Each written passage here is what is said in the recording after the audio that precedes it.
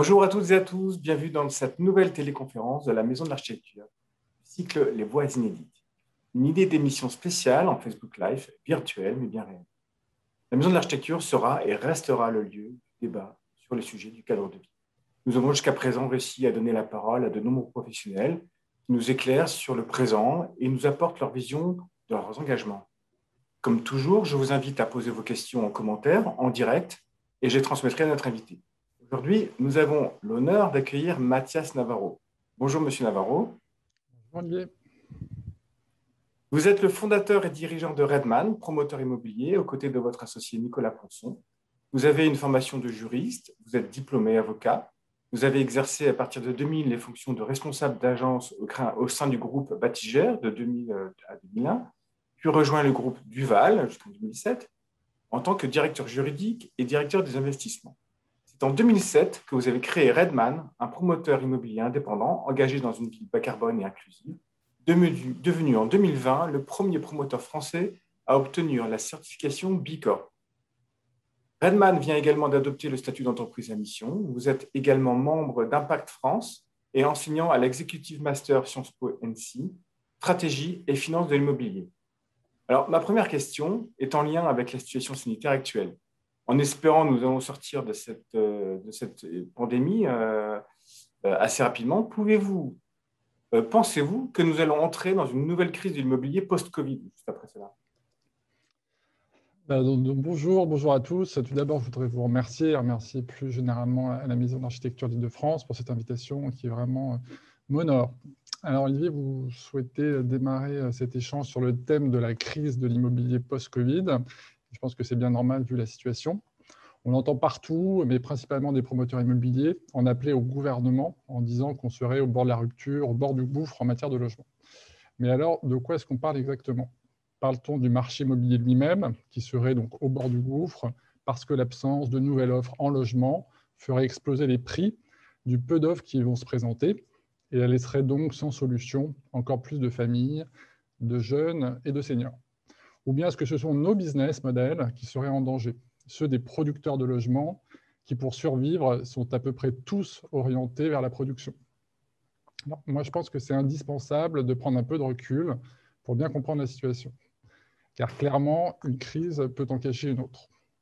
Alors, ça fait des années que l'INSEE indique, au travers de toutes ces études et de tous ces rapports, que l'offre nouvelle de logements en France, qui se situe à peu près à environ 400 000 nouveaux logements par an, donc cette offre, elle est depuis des années structurellement supérieure au nombre de nouveaux ménages qui se créent chaque année dans le pays, et ça, c'est à peu près 230 000 par an. Donc, depuis des années, et plus particulièrement depuis 15 ans, le nombre de logements vacants s'accroît partout en France, et y compris dans les zones fortement recherchées comme les métropoles. Alors oui, 2020 et la Covid, c'est un trou béant dans la production de logements en France, et c'est clairement dramatique, car sur cette année-là, et peut-être sur 2021 aussi, donc sur une ou deux années, elles vont engendrer une production de logements inférieure à ce dont nous avons besoin. Mais ça, ce n'est pas une crise, ça, c'est un crack. C'est violent, c'est inattendu, et j'espère c'est temporaire. En revanche, pour moi, il y a bien une crise, mais elle est ailleurs. Cette crise, c'est un défi, et ce défi, c'est qu'il va falloir s'habituer à moins construire. Pourquoi? Parce que l'urgence écologique, elle est là, et l'étalement urbain, qui est la conséquence directe de notre activité, elle est plus supportable, et ça, on y reviendra un peu plus tard, je pense. Et deux, il y a de toute façon de moins en moins de gens nouveaux à loger. Le rythme de l'augmentation de la population française, il baisse, voire il s'effondre. Et là, ce n'est plus conjoncturel comme la Covid, c'est structurel. Sur ce thème, il existe plusieurs scénarios, mais en tendance, en 2050, le nombre annuel de nouveaux ménages pourrait être de la moitié de ce qu'il est aujourd'hui, soit 125 000. La tendance, elle est lourde et longue, et le défi, il est là. Je pense qu'il va falloir s'habituer à construire de moins en moins. Oui, donc on est quand même dans une véritable crise du logement, donc, qui nous est rappelée chaque année par le rapport de la Fondation Abbé Pierre. Pensez-vous que nous sommes à la traîne en matière de production de logements actuellement, ou il faudrait justement ne pas en construire plus? Alors, attention, je ne suis pas en train de dire qu'il n'y a pas de problème, hein. Bien au contraire. Je dis juste que construire plus, et même construire plus comme on le fait depuis des années, ne peut en aucun cas être la seule réponse au problème du mal logement. Et c'est bien là, d'ailleurs, que je pense qu'il y a un sujet. Il y a 4 à 8 millions de personnes en France qui sont touchées par le mal logement. D'ailleurs, les chiffres constituent des ordres de grandeur qu'il faut manipuler avec beaucoup, beaucoup de précautions, car le mal logement, ça recouvre de multiples formes. On a l'absence de logement, bien sûr, mais quand on parle en volume, le mal logement, c'est surtout des sujets d'habitat indécent et des sujets de suroccupation de l'habitat. Mais on ne peut pas faire que brandir ces chiffres et ces situations pour justifier de construire toujours plus. La situation, elle est plus complexe que ça. Par exemple, le problème de l'habitat indigne. Il soulève la problématique des propriétaires pauvres. Souvent, on est face à des copropriétés très pauvres qui ne sont pas en situation de pouvoir entretenir ou rendre décents leurs appartements. Et ce n'est pas en construisant des logements flambant neufs qu'on sortira ces personnes de leur situation. Le sujet ici, il est surtout celui du caractère massif et rapide des aides à fournir et à leur fournir pour réaliser les travaux de rénovation. Un autre problème, c'est bien sûr celui de l'adéquation des revenus des ménages qui ont besoin de sortir du mal logement pour accéder à l'offre neuve proposée par les promoteurs. Mais cette production, est-ce qu'elle leur est réellement destinée, Moi, je n'ai pas le sentiment que la production nationale de logements soit réellement organisée aujourd'hui pour leur apporter en priorité des solutions dont ils ont pourtant vraiment besoin. Mais on va aussi en reparler. Et puis, reparlons du nombre de logements vides. Je n'ai pas encore rappelé le chiffre global. À ce jour, c'est plus de 3 millions de logements qui sont vides en France. 3 millions. Et comme je disais, ce chiffre il est en constante augmentation depuis 15 ans. Il n'y a donc nulle part une pénurie quantitative de logements. Est-ce que vous pouvez nous expliquer en 2 mots pourquoi il y a autant de logements vides en France? Il y a beaucoup de logements vides en France parce qu'il y a différentes situations possibles sur cette thématique. Aujourd'hui, ce qui est important, c'est que dans les grandes villes, on pense souvent qu'il n'y a pas de logements vides parce que le pourcentage de vacances est très faible. Mais en fait, il y a un nombre en valeur absolue qui est extrêmement important. Toujours selon l'INSEE, mais c'est de me poser sur des chiffres clairs, il y a 117 000 logements qui sont vides à Paris, 36 000 à Lyon. Donc, on a aujourd'hui, dans les plus grandes villes de France, les 50 plus grandes villes de France, 560 000 logements qui sont vides. Et effectivement, cette situation, elle est difficile à comprendre quand on a en tête les besoins en logement. Alors déjà, il y a un décalage géographique entre les zones à forte densité d'emploi et le parc logement existant. Parce que les causes de la vacance, elles sont assez multiples. Il y a l'inadéquation de l'offre et de la demande, ça c'est un élément très important, des logements en mauvais état, des logements qui peuvent être inoccupés sans pour autant être immédiatement habitables, des logements en vente, des logements en succession, etc., etc. Or, pour lutter contre cette vacance, il n'existe pas de mécanisme ou trop peu de mécanismes. Donc oui, le mal logement, il est effectivement une réalité en France et peu de pression sur les propriétaires pour remettre les logements sur le marché. Il faut être beaucoup plus contraignant. Par exemple, la taxe annuelle sur les logements vacants, qui a été renforcée en 2013, elle a eu un impact significatif sur la baisse de la vacance, là où elle a été appliquée. Donc pour moi, elle devrait être fortement relevée. Alors, vous dites en gros qu'il faut construire moins, et ce qui tombe bien, puisque on se demande si on peut construire davantage, vu qu'on a tendance à toujours ramener le problème de l'étalement urbain, de protéger l'artificialisation des sols. Donc, est-ce que vous arrivez comme ça à répondre à une forme d'équation insoluble, ou est-ce que la préoccupation première aussi, est-ce que c'est aussi une excuse pour moins construire, c'est-à-dire moins artificialiser les sols? Artificialisé. On est face à une équation purement quantitative, effectivement. Cette équation, elle consisterait à être au rendez-vous des besoins en logement sur notre territoire, on vient d'en parler, tout en étant capable de ralentir l'étalement urbain en France. Et le sujet est brûlant d'actualité, puisque c'est dans le cadre de la fameuse loi climat actuellement en discussion au Parlement, le sujet de l'artificialisation des sols doit être abordé aujourd'hui même. Donc, la situation actuelle, c'est toujours la même.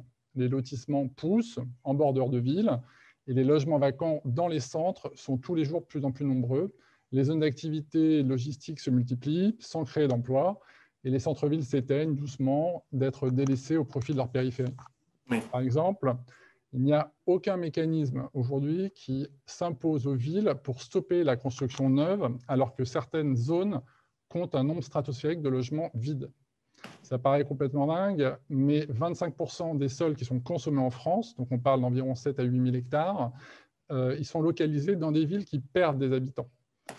Donc on utilise toujours plus de foncier pour essayer de faire de la ville, mais le résultat, il est de plus en plus éloigné de nos attentes urbaines, clairement. Alors, c'est bien dans cette direction qu'il faut continuer d'œuvrer pour lutter contre l'artificialisation des sols. La loi, aujourd'hui, elle fixe un objectif zéro artificialisation nette, donc le fameux ZAN, et le gouvernement en a fait un point central de son plan de relance post-Covid. Mais c'est un minimum, en effet, parce que sur ce sujet, il y a vraiment urgence. Le taux moyen annuel d'artificialisation des sols en France, il est très, très fort. Alors, il est extrêmement compliqué à calculer. D'ailleurs, à ce sujet, on raconte souvent n'importe quoi. On parle d'un département tous les 7 à 10 ans.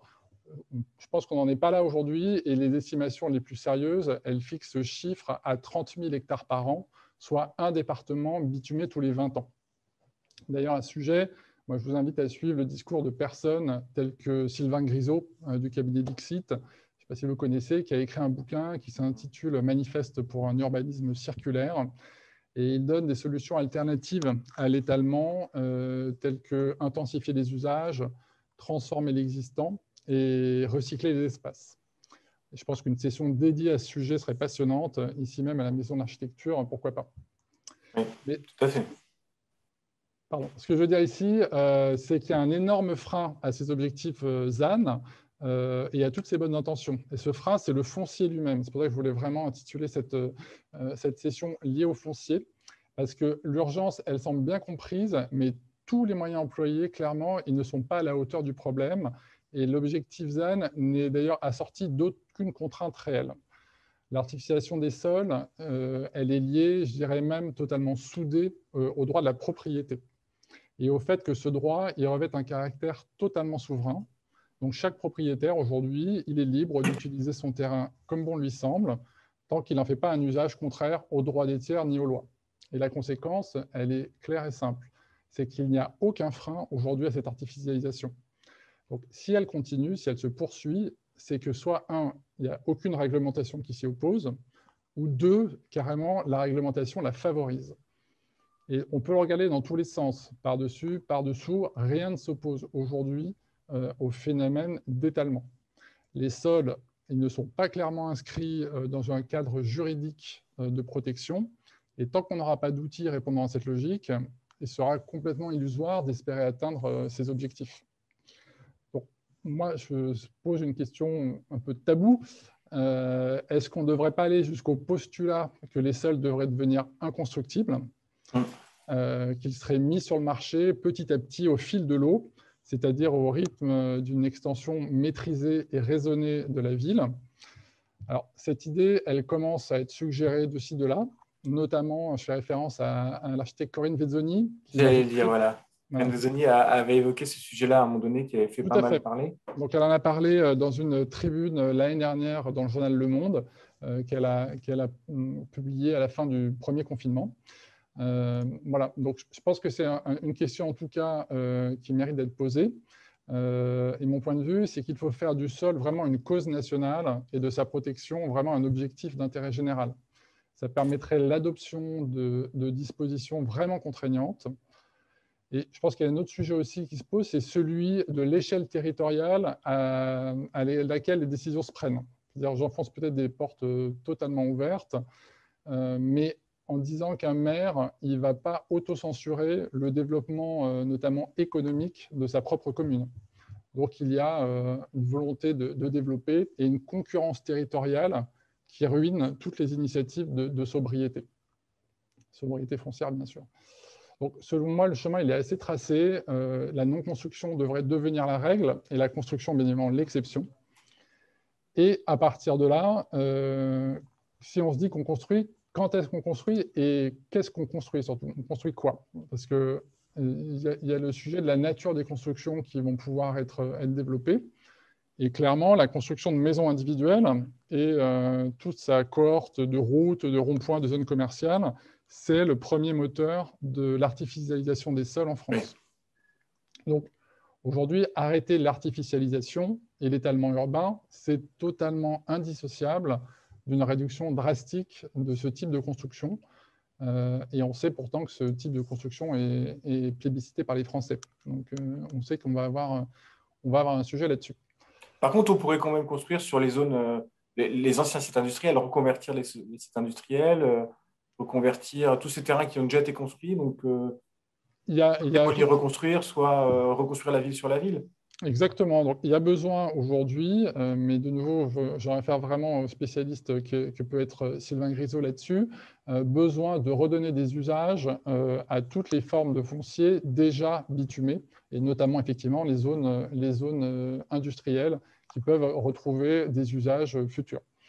Parce que la construction de logements qui sont parfaitement standardisés, qui sont disjoints de la ville de par, leur localisation et de par leur morphologie, elle est encore trop souvent considérée comme la solution simple et économique pour faire de la ville, pour produire de la ville. Et on sait depuis longtemps que cette production, elle n'a rien de durable et qu'elle n'apporte pas de solution en fait, mais elle enracine plutôt ses habitants dans de nombreuses problématiques sociétales. On a bien évidemment les passoires thermiques, l'éloignement de ces maisons, des commerces et des services, et bien évidemment la dépendance à la voiture. Et on sait quel cocktail tout ça fait. Donc les secteurs périurbains, ils doivent vraiment valoriser leur immense potentiel parce qu'ils ont un foncier de dingue, ils sont étalés sur beaucoup de fonciers, du coup de facto bitumisés. Donc il faut qu'ils profitent de cet immense potentiel pour réinventer notamment de nouvelles proximités. Et j'invite ici les élus à réinventer les zones pavillonnaires. Ce sera beaucoup plus challenging que ceux des réinventés qu'on a connus jusqu'ici. Oui, et enfin, Olivier, moi, je ne peux pas ne pas terminer cette question sur un sujet majeur qui est celui de la densité urbaine et de son acceptabilité, qui est souvent au cœur de la problématique. Il est vraiment possible de lier qualité de vie et limitation d'une expansion urbaine coûteuse, vraiment coûteuse à tout point de vue. Alors, il y a plusieurs tribunes et de nombreuses voix qui en discutent depuis longtemps, mais surtout depuis le confinement, qui nous a tous renvoyés à nos propres conditions personnelles de logement, que ce soit des conditions choisies ou des conditions subies. Il faut quand même rappeler que certains ont eu la densité plus ou moins facile. Mais beaucoup de voix de professionnels de la fabrication de la ville portent aujourd'hui le sens de la densité, donc c'est très bien. Et à l'initiative du pavillon de l'Arsenal, durant le premier confinement, j'ai moi-même rédigé une tribune intitulée « Non, la densité n'a pas trahi ses habitants ».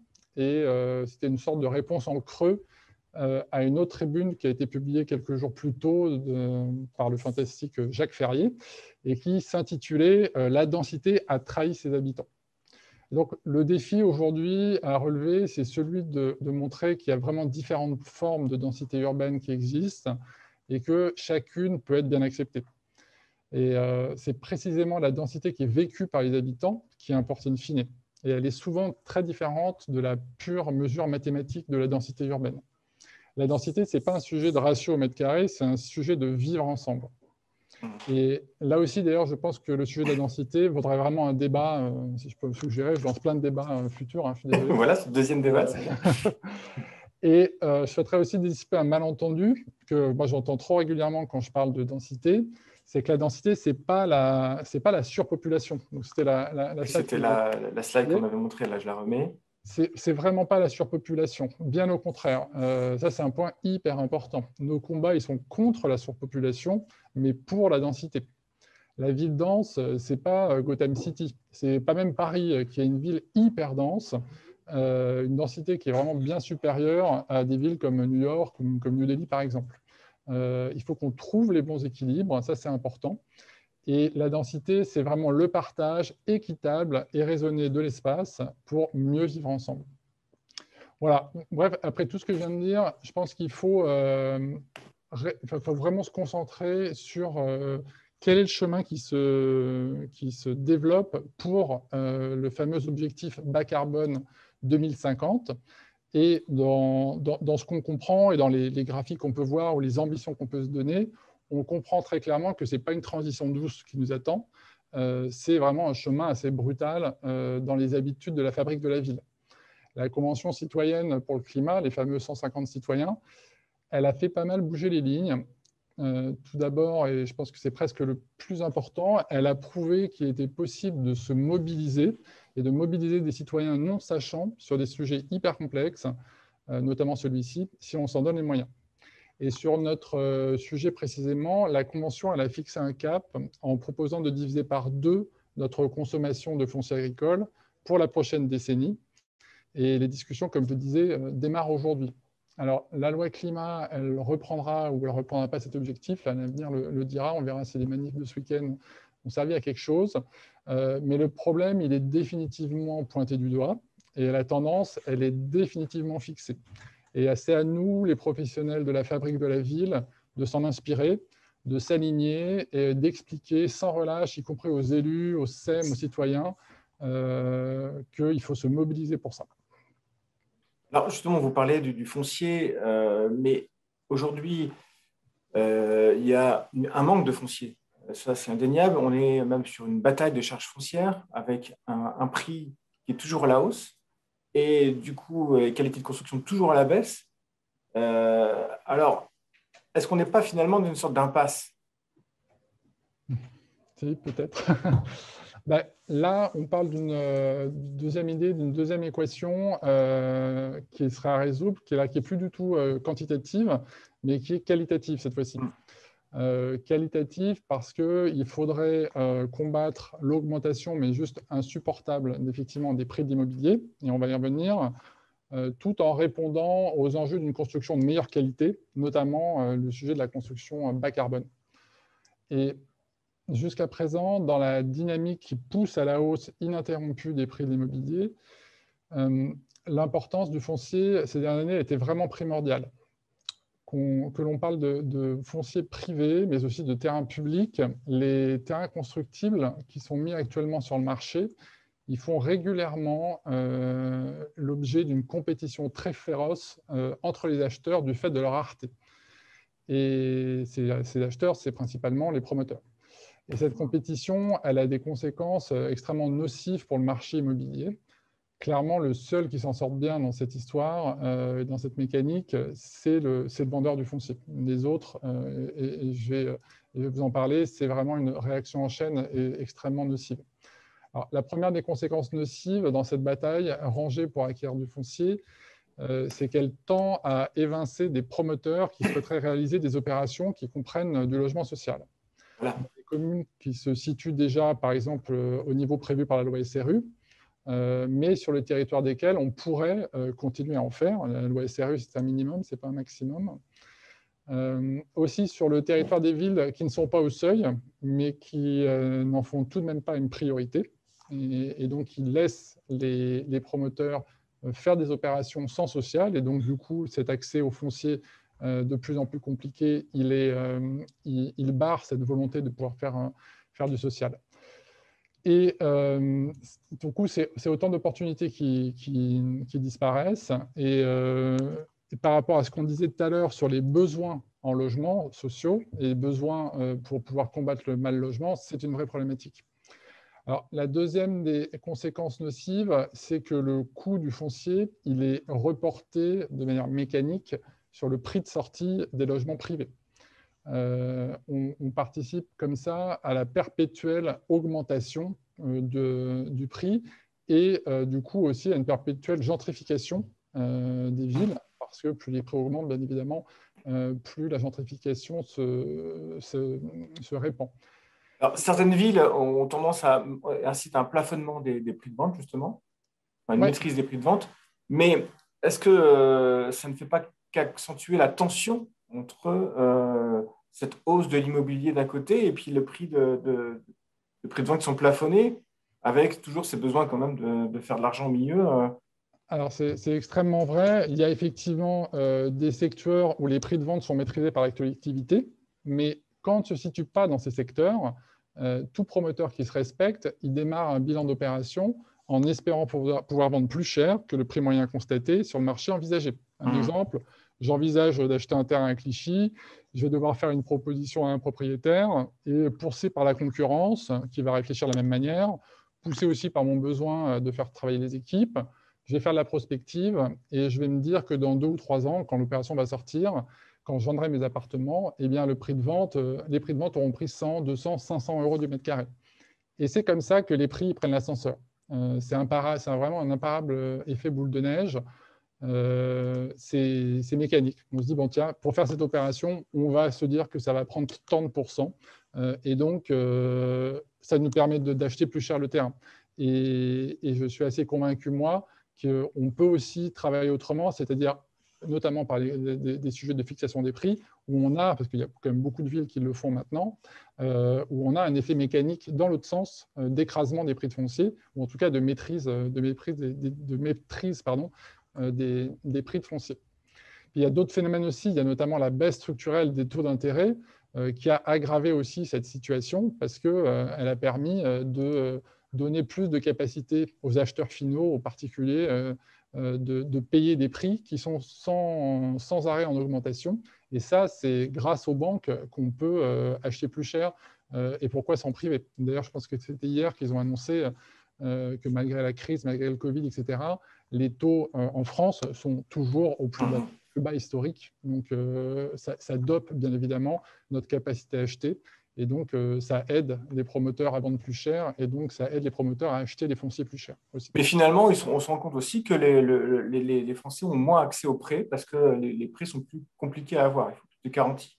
Et le nombre de prêts est en train de diminuer alors que le taux d'intérêt est en train de diminuer aussi. Oui, alors c'est le nombre de prêts qui diminue. Alors moi, je ne suis pas banquier hein, et encore moins financier, mais les prêts, quand ils sont accordés, permettent d'acheter plus cher que pourrait le faire le niveau du marché. Ah oui. En revanche, effectivement, les banques donnent de moins en moins accès aux prêts, mais ce n'est pas une question sur le prix, c'est une question sur la capacité ou pas, ou la confiance qu'ont les banques ou pas dans la capacité de l'emprunteur.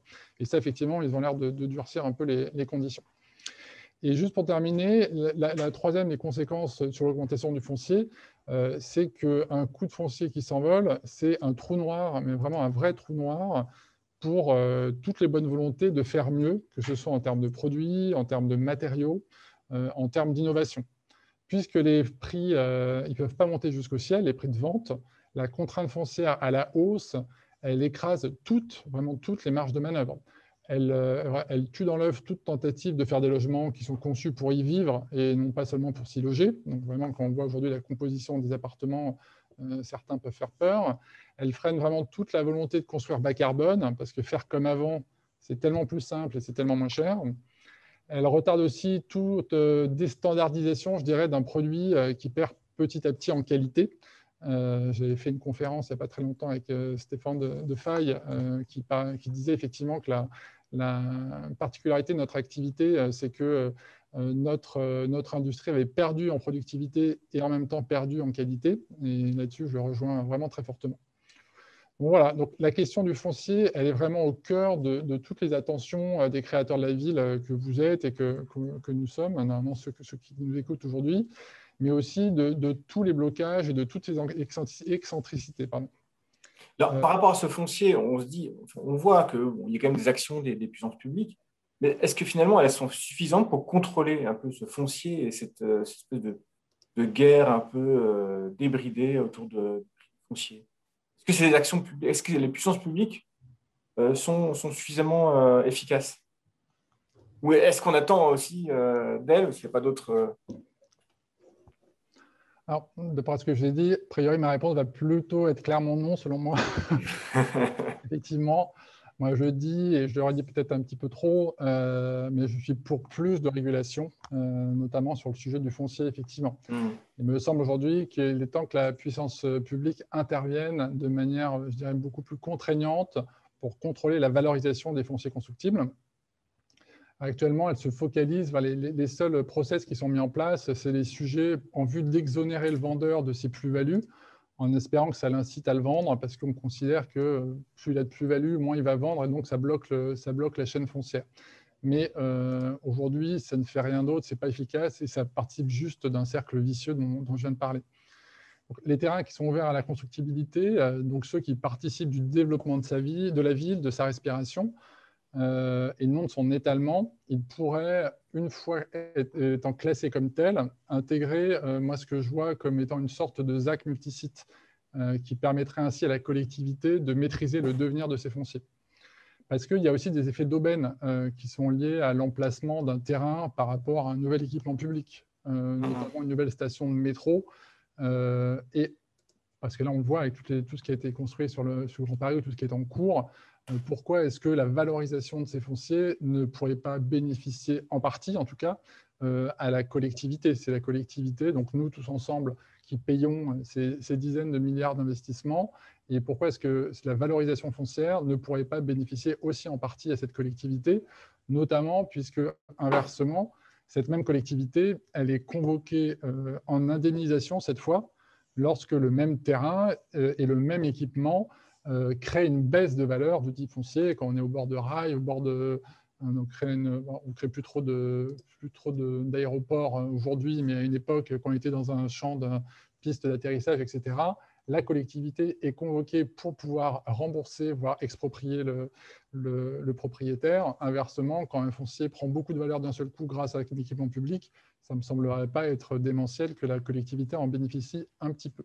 En gros, si je résume, quand on est pénalisé, les habitants sont pénalisés quand on crée un service public qui grève une parcelle. Par contre, ce n'est pas forcément l'habitant qui est valorisé quand c'est à côté d'une nouvelle gare, c'est ça? Je veux dire, les valeurs de foncier fluctuent, mais c'est vrai que quand on crée, on a vu des exemples, hein, je parle vraiment d'expérience, des exemples récents, pour pouvoir acheter un foncier auprès d'une gare. Les fonciers qui sont autour d'une gare ont vocation à être densifiés. On a parlé de densification tout à l'heure.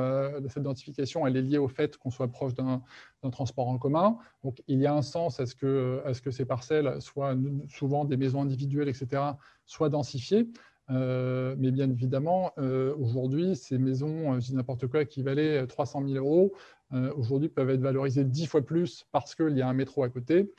Cette valorisation, elle tombe du ciel grâce à de l'argent public. Moi, ça ne me choquerait pas, selon un calcul que je ne connais pas, mais qu'il faudrait inventer, qu'une partie de cette valorisation puisse revenir à la collectivité qui a payé et réalisé ces travaux d'équipement. Mais il y a plein d'autres pistes à explorer. Je veux dire, je ne vais pas me focaliser sur celle-ci. Il y a notamment celui, par exemple, de la constructibilité additionnelle pour les projets les plus vertueux en matière environnementale. Ça leur permettrait ainsi d'être compétitifs par rapport à des projets qui sont moins regardants et donc être plus efficaces foncièrement parlant. Et pourquoi pas également faire bénéficier des projets les plus vertueux d'une fiscalité qui serait réduite, que ce soit en matière de TVA, en matière de taxes d'aménagement, ou pourquoi pas d'ailleurs des deux, soyons fous. L'idée, c'est strictement la même. Si vous voulez que les choses bougent, il n'y a pas 50 solutions. Soit vous imposez des normes de qualité de construction à tous, le prix étant fixé par le marché, l'effet devrait être mécanique sur le prix du foncier. Soit ce courage politique, il n'existe pas, et très clairement aujourd'hui, il n'existe pas, et où les lobbies sont trop forts, etc. Et donc, la solution alternative, c'est d'équilibrer les forces en donnant un avantage concurrentiel à celles et ceux qui s'encombrent volontairement d'un sac à dos plus lourd que les autres, en construisant des logements de demain et plus les logements d'hier. Et donc, il y a enfin aussi un sujet d'accumulation au fait de faire de l'immobilier sans foncier. Il y a aujourd'hui, je crois que j'avais mis une petite slide. Oui, c'est l'Office foncier solidaire, en fait. Voilà. C'est ça. Ça, c'est un sujet hyper intéressant et vraiment peu développé en France, mais ça se développe. Ça commence à se développer, effectivement. On le voit dans certaines villes, oui. Et les montages, ils sont désormais plus fréquents. Ils sont basés avec les offices fonciers solidaires, les fameux OFS, et le bail réel solidaire, donc le BRS, qui permettent de se projeter au-delà de cette problématique foncière, donc vraiment de faire fi de tout ce qu'on vient de se dire. Mais ces montages, ils nécessitent de modifier un peu les habitudes de propriété des ménages, parce que ça nécessite d'acheter un appartement sans être propriétaire du foncier. Et en même temps, acheter son appartement sans acheter le sol, ça existe depuis longtemps, ça s'appelle la copropriété.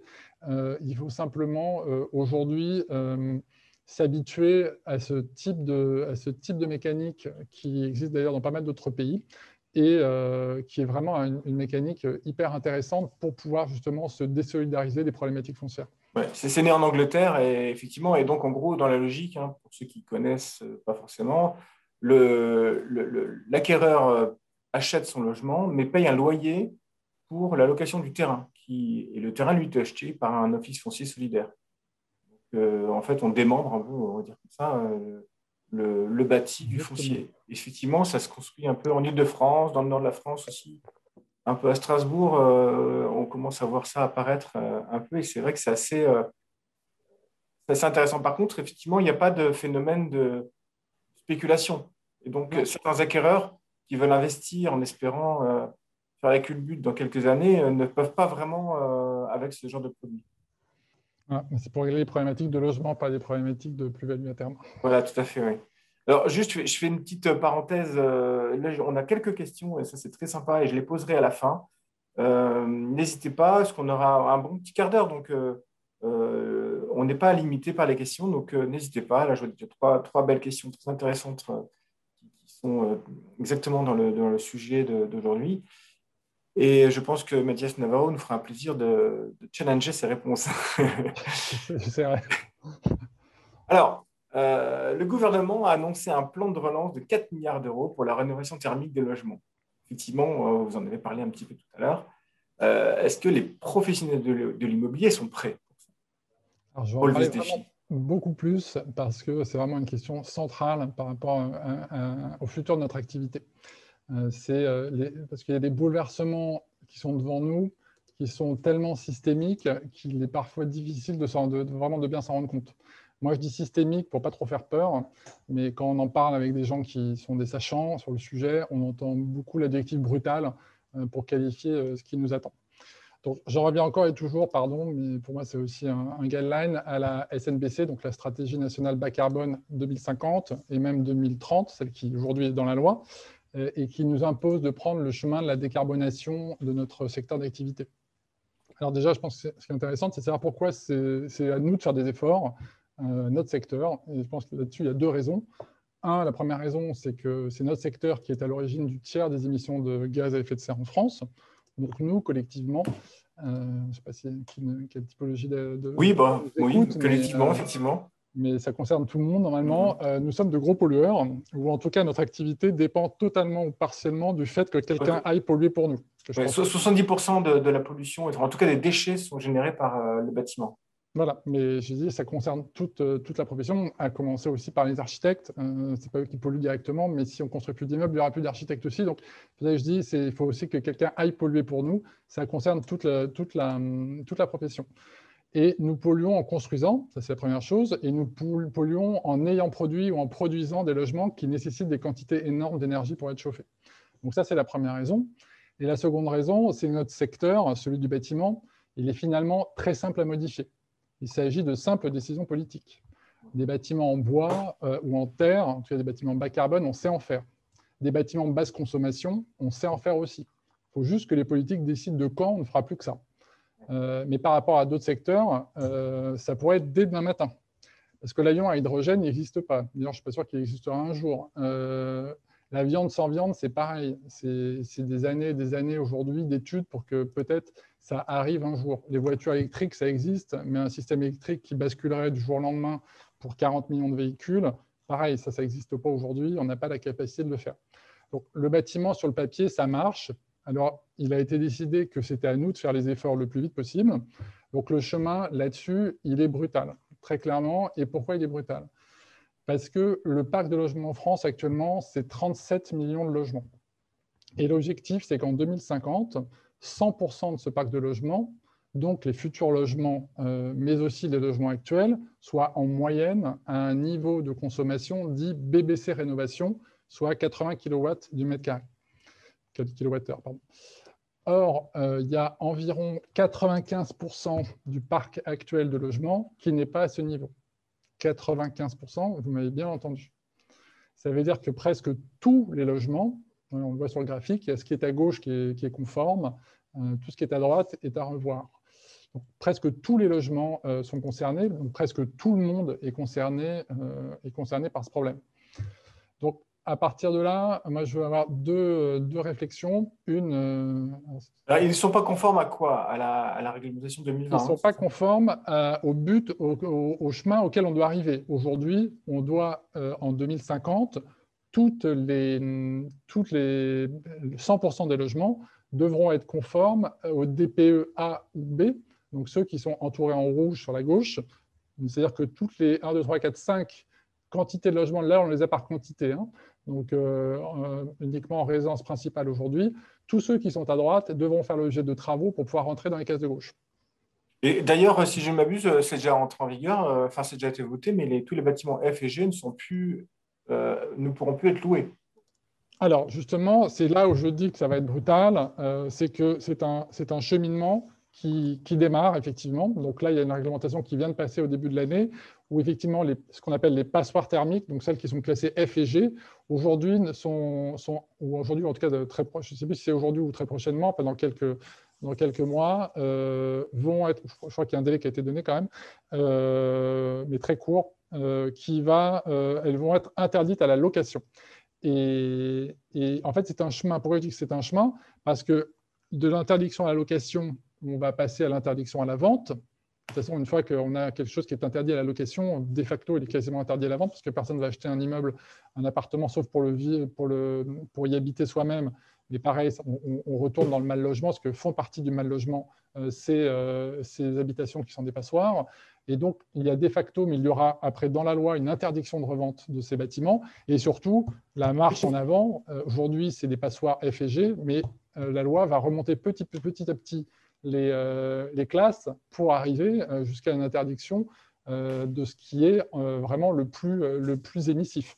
Et donc, c'est pour ça qu'on est au début de ce chemin qui va être de plus en plus compliqué, parce que les premières marches sont bien évidemment les plus faciles à monter. Donc, de manière quantitative, on parle, pour y arriver, on parle de tenir un rythme de 500 000 rénovations par an pendant 30 ans. Donc, on devrait donc multiplier par 10 le rythme actuel et tenir ce nouveau rythme infernal, clairement, durant des décennies. Alors oui, comme posait la question Olivier, le gouvernement, il en a fait le point numéro 1 de son plan de relance post-Covid, ça c'est hyper important, mais comme tous les gouvernements qui l'ont précédé, et qui connaissaient le problème depuis des décennies, l'argent qui est mis sur la table, c'est une goutte d'eau par rapport aux besoins. Il y a une étude qui a été faite très récemment par deux cabinets très sérieux, que sont Pouget Consultant et Carbone 4, qui ont fixé et calculé l'investissement global nécessaire pour les travaux énergétiques. Ça représenterait 18 milliards d'euros par an d'ici 2050. 18 milliards d'euros par an. Ce chiffre, d'ailleurs, il est assez cohérent avec celui qui avait été calculé par la Fédération française de bâtiment, qui, elle, l'a calculé à 14 milliards. Vous voyez, et je dis bien que c'est par an. Donc oui, 4 milliards d'euros dans le plan France Relance, c'est très bien, mais clairement, c'est très peu. Et même si on ne se rend pas compte des chiffres et de l'importance de ça, alors c'est très très bien que l'État paye. Après, l'État ne payera pas toute la facture. Donc là-dessus aussi, il y aura un sujet de financement de ces travaux. Et quand vous entendez ces chiffres, il faut aussi se rendre compte qu'on ne parle que du logement, que du secteur du logement. Parce qu'il y a aussi, bien sûr, le secteur du bureau qui est en dehors de ces chiffres. Donc là-dessus, il y a le décret tertiaire qui dispose aussi d'une feuille de route bien salée pour les propriétaires. Et il y a par ailleurs, et je n'en parle pas non plus, tout ce qui est bâtiments publics, les écoles, les hôpitaux, les prisons. Donc, et par rapport au logement, donc on se dirait que la RE 2020 va permettre de tout recadrer. Alors, la RE 2020, elle ne va pas tout recadrer, parce qu'elle va participer, de l'amélioration des futurs bâtiments, mais là-dessus, il va y avoir la nécessité d'aller encore plus loin pour qu'en moyenne, justement, on obtienne les fameux 80 kWh. Mais je vais y revenir, parce que je voulais parler d'un autre sujet, toujours par rapport aux rénovations. Et d'ailleurs, ce qui va peut-être intéresser encore plus les architectes qui nous écoutent, c'est que le niveau BBC rénovation moyen, ça cache bien sûr des disparités importantes qui sont liées notamment à la différente typologie d'immeubles concernés. On ne pourra pas avoir un objectif absolu pour tous les logements, parce que sinon, on va faire des mauvais choix de conception, ou inversement, on ne va pas aller assez loin pour certains immeubles. On ne peut pas se dire aujourd'hui, c'est un objectif où tous les immeubles, quel que soit leur type, leur typologie, etc., seront sous le niveau BBC rénovation. On va devoir distinguer entre la typologie d'immeubles type haussmannien et assimilé, pour laquelle très clairement l'isolation des façades sur rue, elle est techniquement hyper difficile.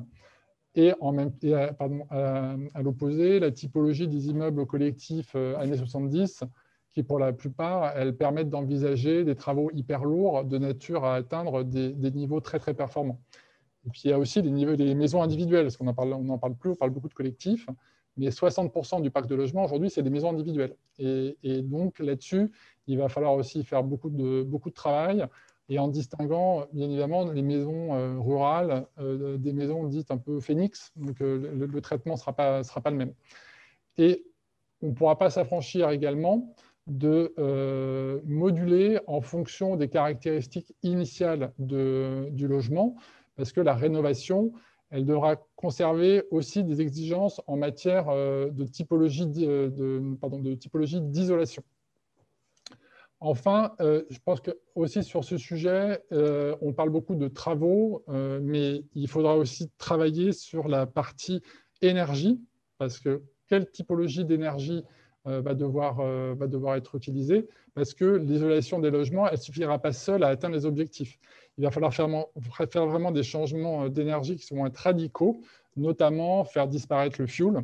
Je pense que l'objectif, c'est d'ici une dizaine d'années, qu'il n'y ait plus de fioul du tout utilisé en France, et de quasi faire disparaître le gaz comme mode de chauffage. Tout ça, c'est des énergies carbonées, et au bénéfice soit de l'électricité, soit de réseaux de chaleur communs, des réseaux urbains, comme ils s'en développent de plus en plus.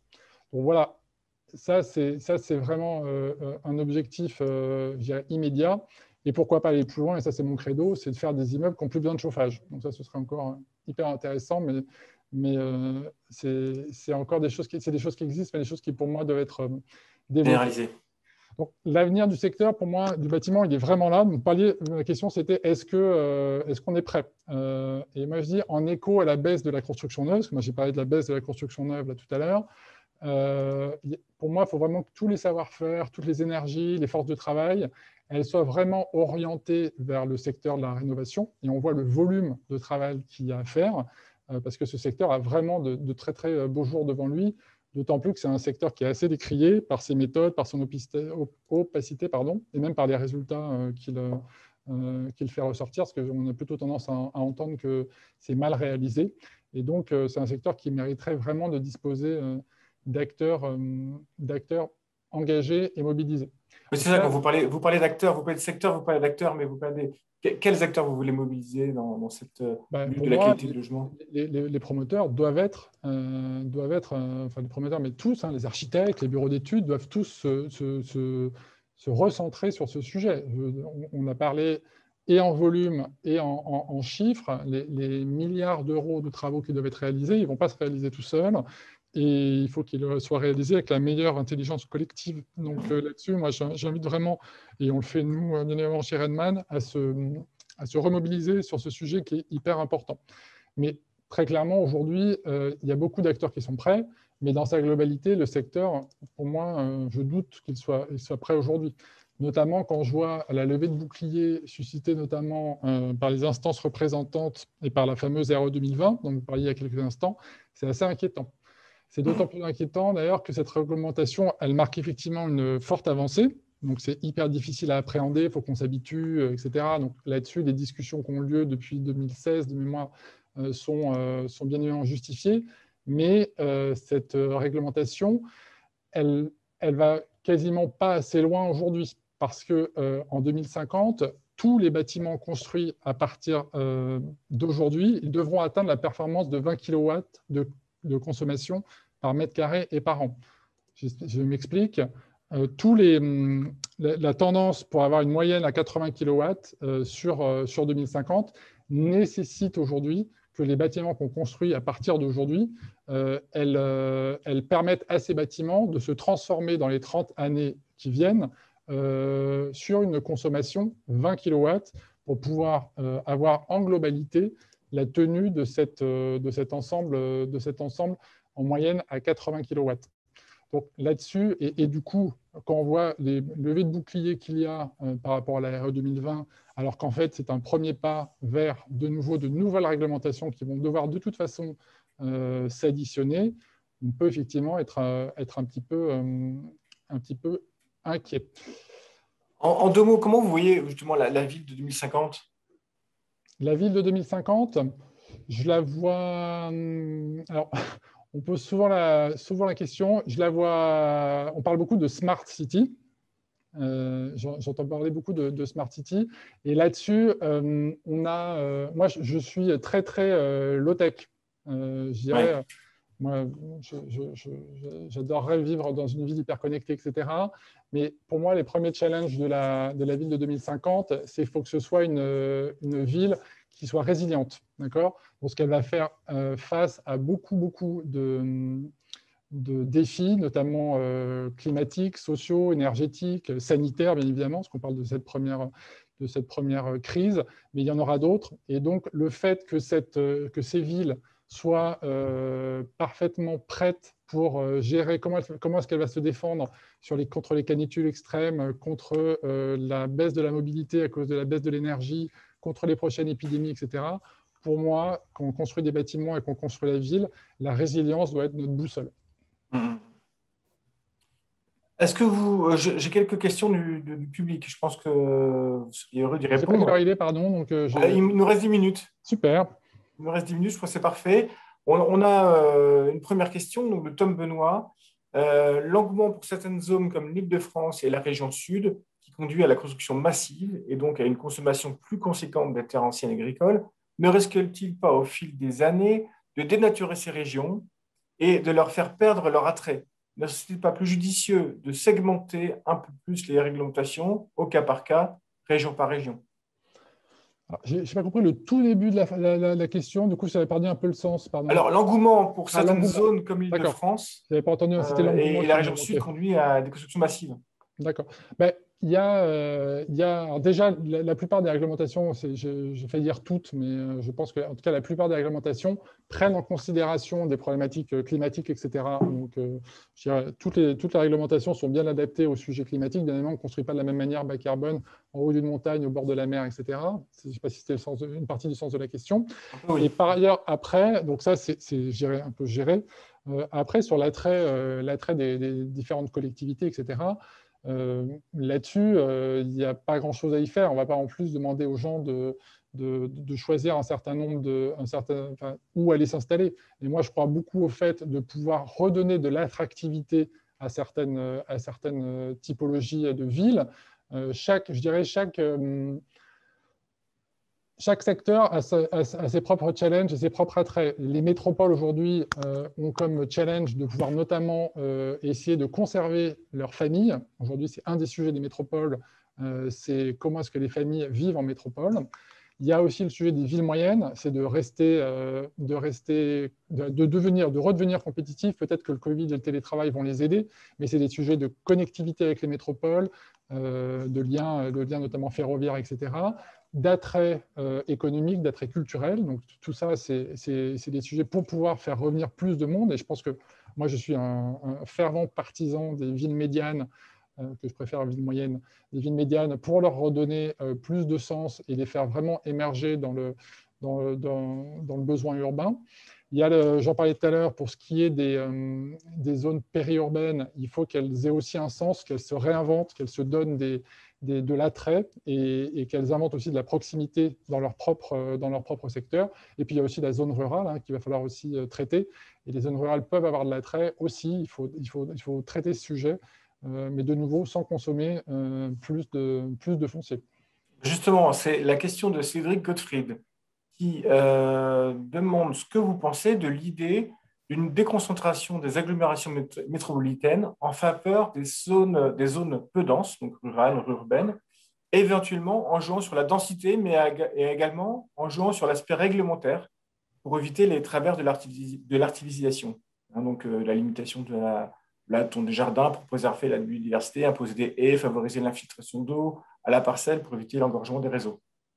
Qu'est-ce que vous pensez de cette idée de déconcentration des agglomérations? Je pense que c'est une bonne idée, mais je pense que de toute façon, ça sera tout seul. Enfin, je pense que ça ne peut pas se décréter. On peut dire aux gens, partez d'ici et puis allez vous installer dans des zones moins denses. Mais le résultat, pour moi, est de toute façon un peu écrit d'avance. Enfin, les métropoles vont dégonfler. Il n'y aura pas d'autre choix. J'ai fait mon premier confinement à Paris et j'ai vu du jour au lendemain les difficultés qu'il y avait à vivre en ville quand on n'était pas sûr d'avoir un approvisionnement correct du minimum vital. Comme tout le monde, hein, quand je dis j'ai, je sais que beaucoup de nos auditeurs l'ont été aussi, mais on a vu du jour au lendemain des monoprix et les francs-prix se vider, etc., etc. Et tout de suite, alors ça a été ça a duré quelques jours, mais moi je trouvais que ça prouvait qu'on était extrêmement fragile, extrêmement inquiet quant au réseau de distribution et réseau d'approvisionnement en ville, par rapport au fait qu'on puisse continuer à vivre en ville si ces réseaux étaient mis en danger. On ne produit rien en ville, quoi. Il n'y a que des services en ville, il n'y a rien qui est produit. Et donc, vu qu'on va de toute façon vers un monde, alors pas demain matin, hein, pas de catastrophisme, mais sur les décennies à venir, vers un monde où le stress énergétique va être extrêmement important, il y a de toute façon un enjeu sur le fait de la résilience de ces villes, de la résilience de ces métropoles, à les faire dégonfler pour pouvoir irriguer un peu plus correctement le pays et rendre effectivement des zones moins denses, plus attrayantes et que plus de gens s'y installent. Mais ça passe notamment par un développement du ferroviaire extrêmement important pour pouvoir irriguer l'ensemble de ces villes moyennes, ces villes médianes et l'ensemble d'autres zones pour pouvoir, parce que c'est très bien d'aller s'installer dans des zones un peu plus reculées, mais si c'est pour que ce soit le tout bagnole, vu que je ne crois pas du tout au 100% bagnole électrique dans 30 ans, il faut aussi qu'on puisse avoir des solutions alternatives en termes de transport. Alors, pour revenir sur le foncier, j'ai une question de Guillaume Sicard. Que font les opérationnels qui ont été trop ambitieux sur leur prix de vente? Ils laissent les terrains en jachère et attendent 50%, en attendant 50% de commercialisation. Est-ce que ce n'est pas un peu une sorte de hold-up? Le problème, c'est ce que je disais tout à l'heure, c'est que ça marche pour l'instant. Alors, peut-être que ceux qui ont vraiment été trop ambitieux, je ne sais pas si c'est vraiment de l'ambition, mais en tout cas, qui ont trop joué, sont un petit peu plantés. Mais de toute façon, des opérations de promotion ne démarrent que pour autant qu'elles soient commercialisées minimum 30, 40, 50%.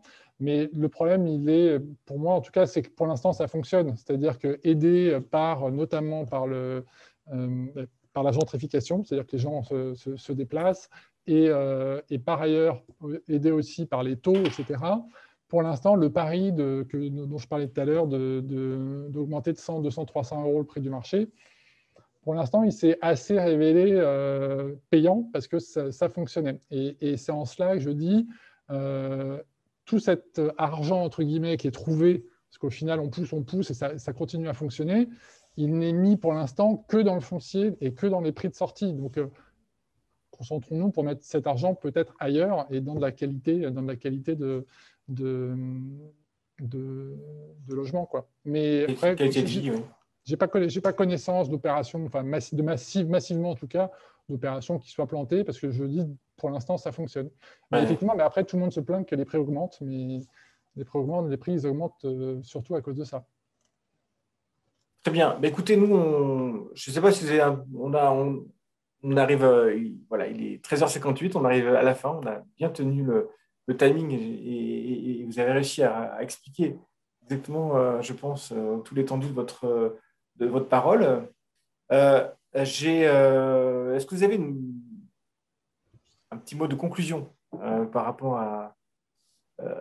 moi, ce qui m'intéresserait, c'est surtout cette notion de rénovation, parce qu'on voit bien qu'on a, on va dire 99%, vous dites 95% des bâtiments ne sont pas prêts pour 2050.